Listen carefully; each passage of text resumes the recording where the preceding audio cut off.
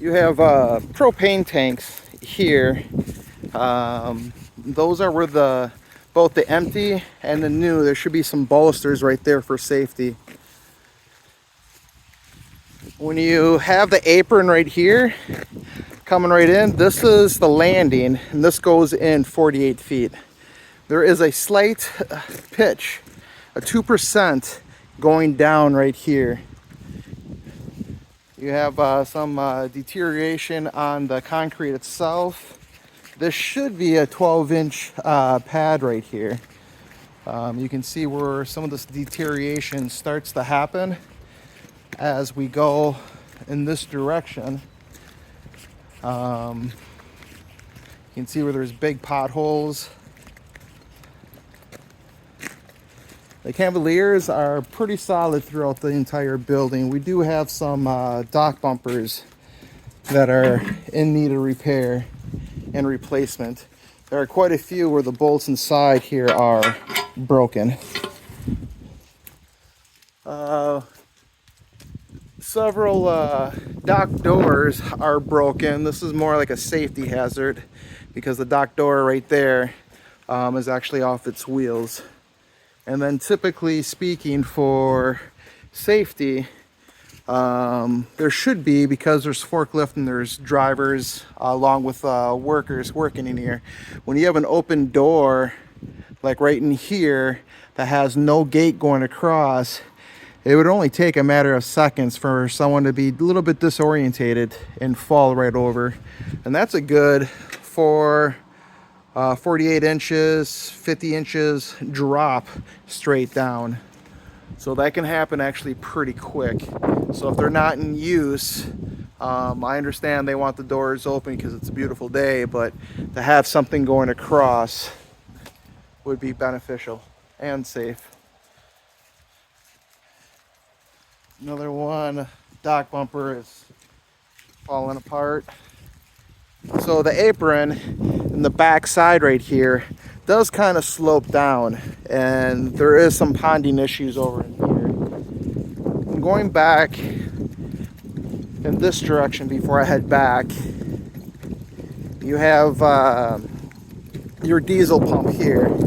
I push this hose back up as high as I can, but it doesn't take much for a driver to go ahead and fill up. This does right here, it doesn't work very well. And the hoses should not be touching the ground. So I would recommend replacing that pulley up in here to bring this where the hoses go all the way up.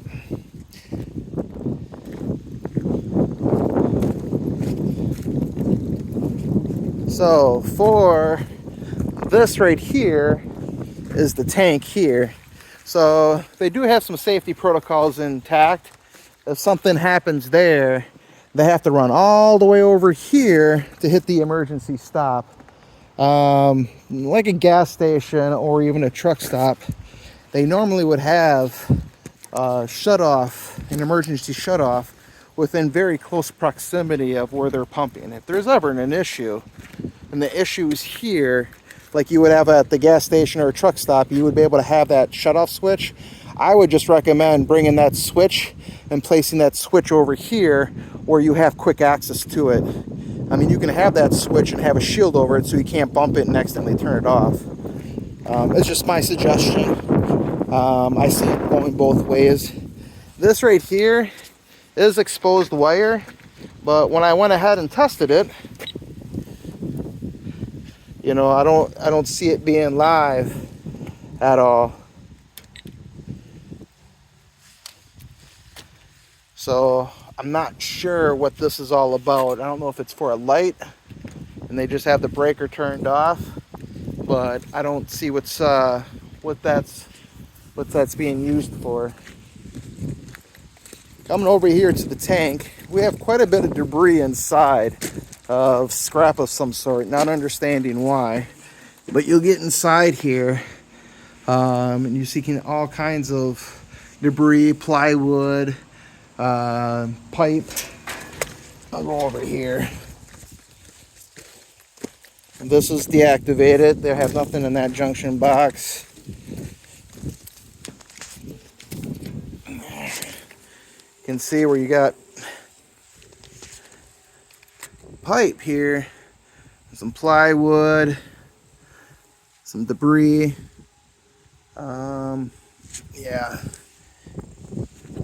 to me that would bother me, but, and then may as well show you real quick. This is your oil shed. The shingled roof is deteriorating pretty good. The door itself here is about to sag in on itself.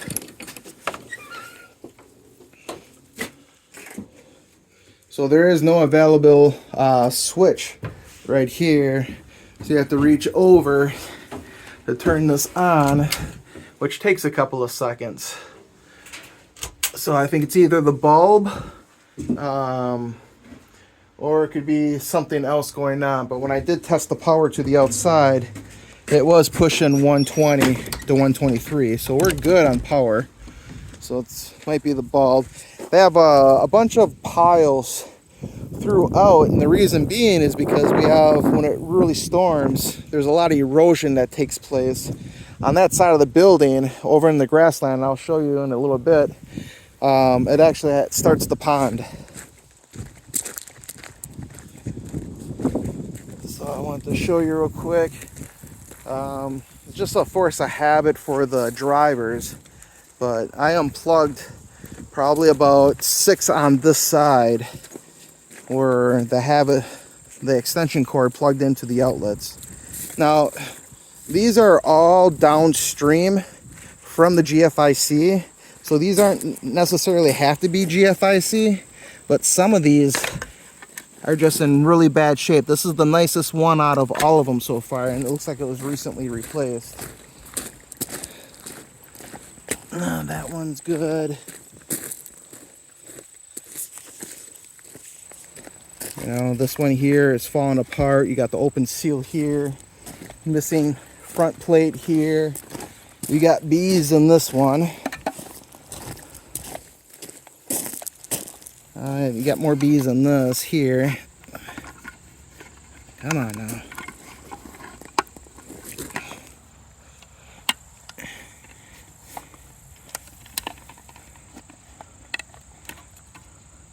Oh, for heaven Pete's sakes. There.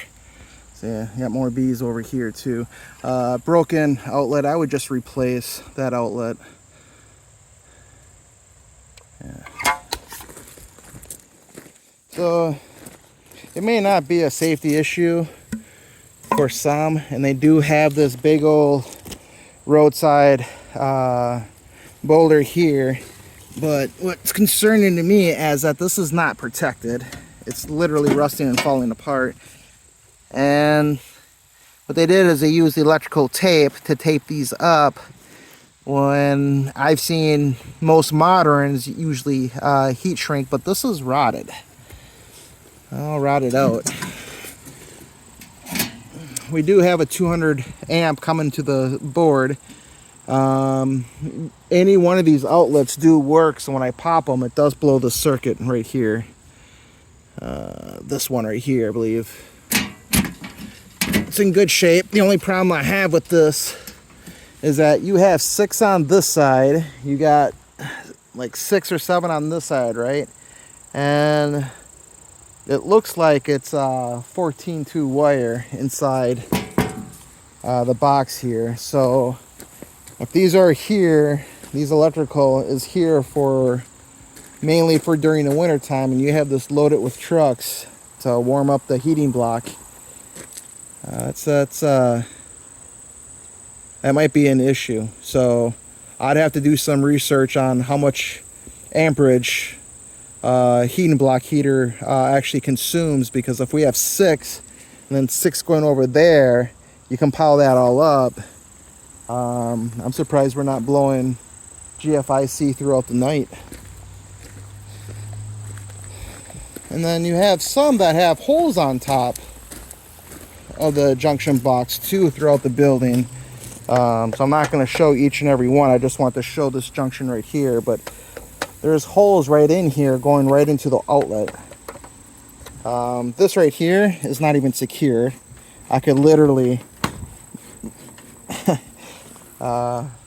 take take that off by kicking it, I'm pretty sure.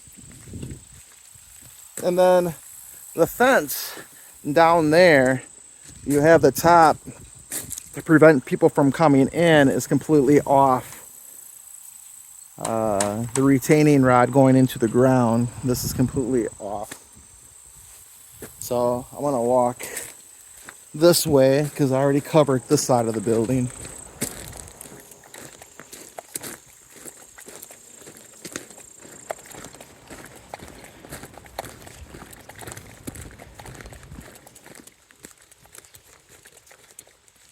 So I'm not going to take you up on the roof. I've already been up there. There's quite a bit of rotted screws up there on the roof. A lot of ghost screws. Ghost screws are when the screw itself and the rubber grommet is missing and they're just laying up there on the roof. There's not a whole lot of them. I would say at least maybe 7 or 8 of them, but I could not find an empty hole of where those screws came from, but they are up there just laying. And it could be from when they installed the building. Those were leftover screws up there, but typically if that roof itself has been worked on, which it has, because there's someone up there caulking around those lights on the bottom, there's a boot, and they're starting to rot out, and they're caulking around that so it doesn't drain or leak into the building. So someone's been up there. The skylights are also questionable. It's fiberglass. From the hardware store. They cut out their holes and then they went ahead and inserted. So I see this more often than it should. Not that a problem would ever happen, but when I see you have balusters there on the right side of this gated right here for the tanks, right, for the propane, there should be at least a baluster up in front here to protect that. I don't understand why there's balusters on the left side and then on the right when there's nothing here to prevent someone come here and accidentally run into it. You know, new driver or whatever. I know they go through training, but I've seen even experienced drivers make some mistakes. So anyhow, more deterioration on the landing. The apron goes up, then goes down. It's the high part right there. And right over here, this is where I was showing you. You got where that starts to all flood out. And you can see from the video here, hopefully, where this goes down and then goes right back up again. So this kind of floods out. It does go into that marsh. And when that marsh is full, that water has nowhere else to go. This building right here is a union building. That's on the high ground. You got a building way over there. They're on the high ground. It seems like here we're on the lower, where all that water is running to. Coming down over on this side, you have the apron right here, and it's 48 feet all the way around. Typically, I see most of them being around 50 feet plus. Nothing wrong with 48. 48 feet's fine, but 50 feet is about where I see most, where they're about at, is about 50 feet. The paint for guiding is starting to fade a little bit, and then we got some potholes growing. And these holes right here are typically from the struts of the truck. So you can see where they actually anchor the truck in right here, right? And they drop the struts going in. You can see where those marks are coming from. That's what's causing a lot of these from going all the way around. And it's typical. This is typical. This is what you end up seeing. The easiest way I've actually seen these get fixed is they actually cut out squares, jackhammer it out, and refill them back in. I think it's the 4,000 PSI air-filled. I have to check on that. I forget a lot of numbers here. We got a lot of vegetation up there in the gutters. I don't know if you can see that. I'll probably get a better angle. But it's only on this side for some reason. And so I noticed that the wind is blowing this way. You can see that flag, it's blowing. So if there's any debris up there on the roof, it seems to be blowing, dropping in this this here gutter, and then we have plant up there. What's going to happen is most likely is that when it starts to rain and snow, that's going to actually build up, and ground does expand when it gets cold, just like ice, but it's like on steroids. It's eventually going to ruin this whole gutter system. And it also prevents proper drainage, which it comes up to another problem, because it's hard on buildings like this to have where you can rid water away from the building. Any water against foundation is really bad. So we have a gutter system coming down. The downspout here, it's about cut off around 48 inches, and the water just sits there. And so when you look at the water line, we have a lot of ponding all the way over, and you can tell by the sand and the gravel going all the way around. It's where the water is actually sitting. And the only way for that water to get out of there, because it is sloped either 2% or 1%, and it's not perfect. I have never seen a landing that's perfect, unless it's brand spanking new, and even sometimes I see where those can be also off, where that water just sits there. You know, for engineers, just in my personal opinion, if they already have this, without this landing being in there, is to go ahead and put a drainage tile and go right towards the ditch, then go ahead and lay your landing. I believe this is 1 foot thick concrete, and then go ahead and put your PVC or your drain tile through to get rid of that water away from the building. That's just my remarks on if and when this ever gets replaced. It might be a consideration in doing. Vegetation going all the way around. I already made video about the water settling over here. The AC unit, you got the fins on the outside, and I can just imagine that the AC unit's not being really effective in the inside. And you had someone out here one time probably taking a pressure washer to clean these fins, because it is pretty much damaged all the way around. You really want these fins to be up straight and vertical. When it's like this, it's actually preventing the AC unit from, when it gets really hot, being baked by the sun to actually cool itself down. So it's going to compromise with the condenser, and the compressor is going to work extra hard to cool the inside building. I don't know for the size of this AC unit what it would cost to actually replace that. I know for some of the other units a little bit smaller than that, they can run anywhere from a few $100s. But it will extend the life of the unit. This pipe right here, it's not a big deal, but it is open. Ground wire, you got the UL wire going into the underground, coming into the building. It's good, it's satisfactory. Flex nut, okay. You got your gas here, gas metering it. There's no leaks. I can't smell anything, no rotten eggs or anything like that, so that's what it normally smells like. Typically, for gas coming up and through, here's your main gas turn off, is right here. So if you ever have an issue inside with a unit, that's where you can come out and turn it. If there's an issue inside, you get past that, the valve, that's where you can turn it off. But typically when I see something that's greater than 8 feet, is to have a bracket to secure this. But then again, it's on the right side of the building, and no one's going to hit it, and there's no landing, there's no walkway area here, so that's okay.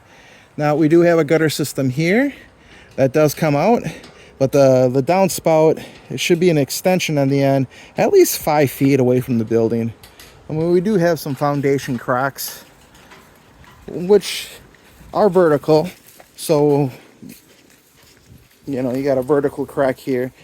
Those aren't too concerning for vertical cracks. It's more of the straight horizontal or a very sharp diagonal crack are more of the structural issue. You got another one there. It's diagonal, but hairline fracture.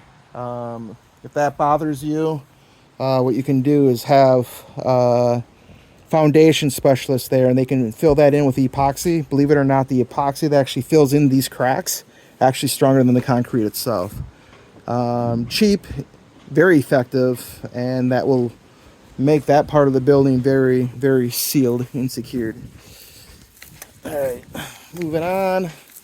Yeah, see the flags? They're blowing that way. And all this side right here, you got a lot of debris in those gutters.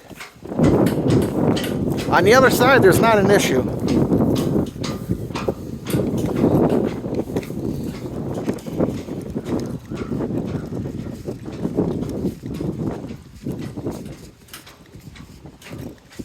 Let's see, no debris on this side. It's like it's blowing all on that side.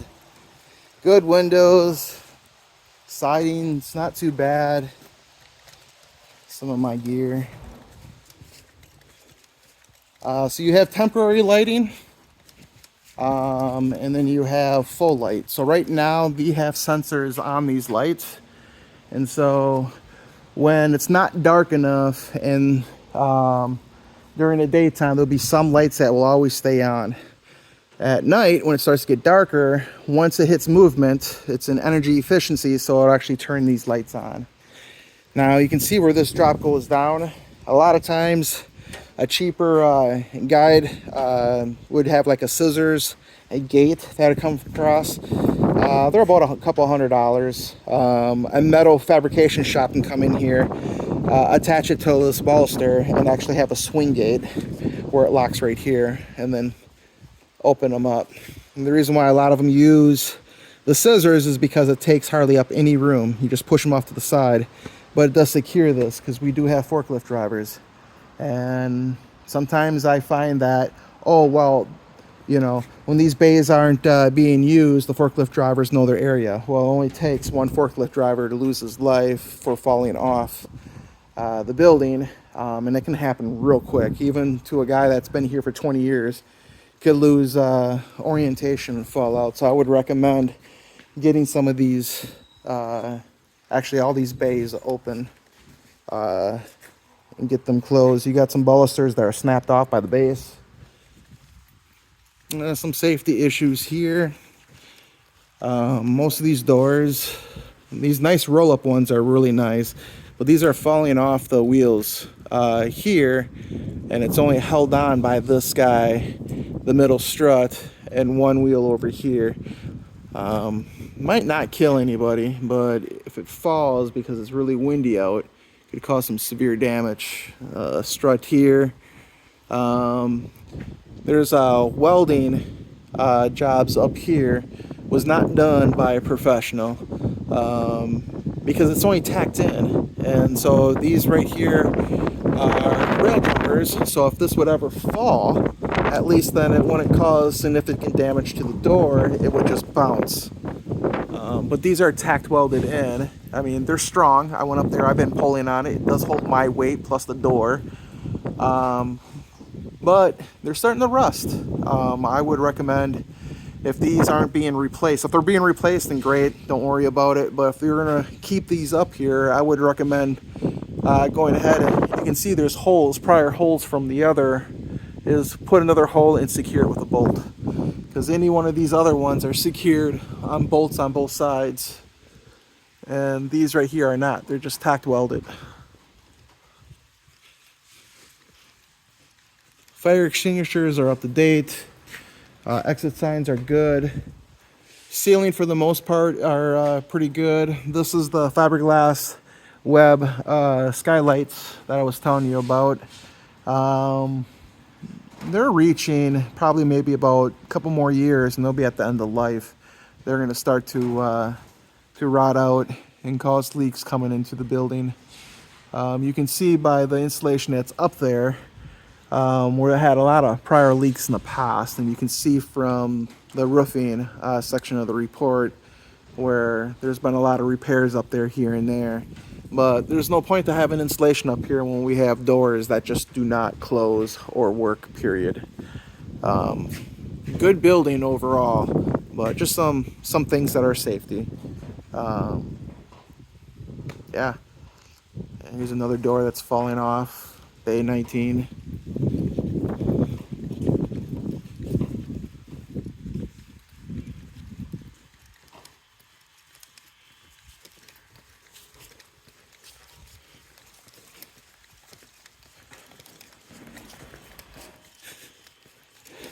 So, in coming into where the office is, we have a door right here to the warehouse forklift area.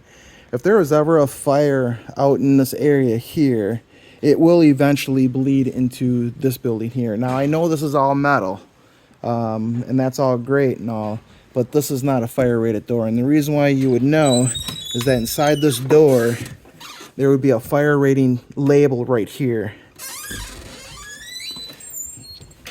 And there is none. And then going on to this side of the building here, where it goes into the break room, same difference. No label here, which should give you a temperature degree. Usually they're about a half hour. There's nothing going on. This is a solid wood door coming from the outside. This does not have to be fire rated. And neither do those there. However, from this room going into the office, there was once a door there with a steel frame that could have been fire rated. I don't know the codes here in Iowa, but I'm pretty sure that would have been a fire rated door. And then contrary to that, this is a non-fire rated door, which is fine because it may not have to be fire rated, but if it needs to be, that door needs to be put back in. GFIC all throughout the building. Electrical's good. I see no issues with the electrical at all. All the fire extinguishers are up to date. Good, well-established building. Just quite a few of those minor little idiosyncrasies, and then we'll be back up to A+ again. So